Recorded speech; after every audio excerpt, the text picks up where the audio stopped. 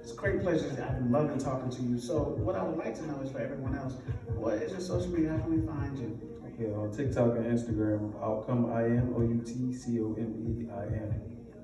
And yeah, that's about all I got right now. Find me on YouTube, just type in Outcome. It's with a V though. With a Yeah, Ovtcome. OVT. Yeah, because when I first started, somebody had Outcome already, so I just switched the U to a V. Okay, switch into V. That should be. Now think about this though, because now that we have Alexa and Google, Right. how easy is that to find you? We want to hear music like this. I want to hear you. How do we say that? Do we spell it out or do we just speak it? Well, when I submit it, it's under Outcome, but like the name is Ovtcome. So if you say it to Alexa or Google or whatever you may have, it's gonna come up either me or the other guy, and you'll Okay. The other guy. That's interesting. I got one question for you though. Before we end, how challenging is it now, especially with the way social media is as opposed to how it was in the past? If you can elaborate on any of that, do you know how the past was, or What do you mean, like what's challenging? just as far as getting yourself out there? Yeah, it goes back to whether you're an introvert, ambivert, extrovert. If you're an introvert, it's extremely hard because you don't know how to market yourself. You don't know how to talk to people. You don't know how to network. And it's a real challenge, but it has to be done. So, you take steps toward it. Take steps. That's great to hear. Are you familiar with building a team around you that can do stuff like that? Absolutely. Okay, great. So, we're here in front of a live studio audience, so we want to open up the floor and let someone ask you a few questions and see if they're enjoying what I'm enjoying back here behind me. Any questions from the audience? Question, your social media, I was taking a look at, I be doing that. Yeah. So your following to follower ratio is in the negative. So as an artist, you definitely got to turn that around, like 100%, because Instagram is all about numbers and algorithms. So definitely you want to have more followers than following, no matter the number. Absolutely. Just always try to keep that positive ratio. And then also another way to build more fans, definitely like try to make like engaging posts. Or if you don't make engaging posts, like put something on your story like, hey, how y'all doing today? Or you finna drop a song, like, are y'all ready for some heat? Just try to ask questions to get some more engagement, going on. Because that really get your numbers going for real from outside viewers. Appreciate it. For sure.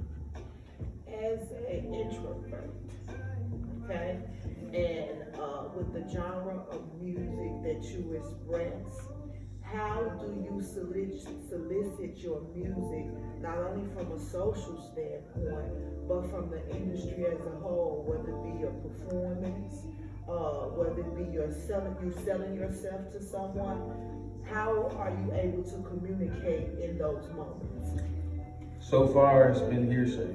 Like I've been spoiled. Like I haven't had to do much because the music speaks for itself.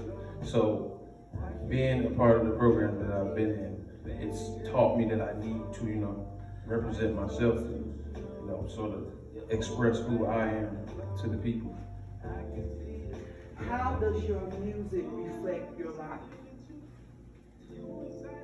Honestly, it depends on the song because I try not to, make things too personal for me, but I make relatable music, if that makes sense.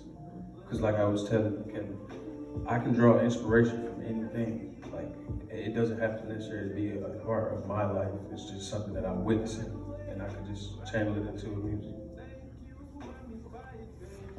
So, What's happening? How would you say, what song on your project best describes who you are?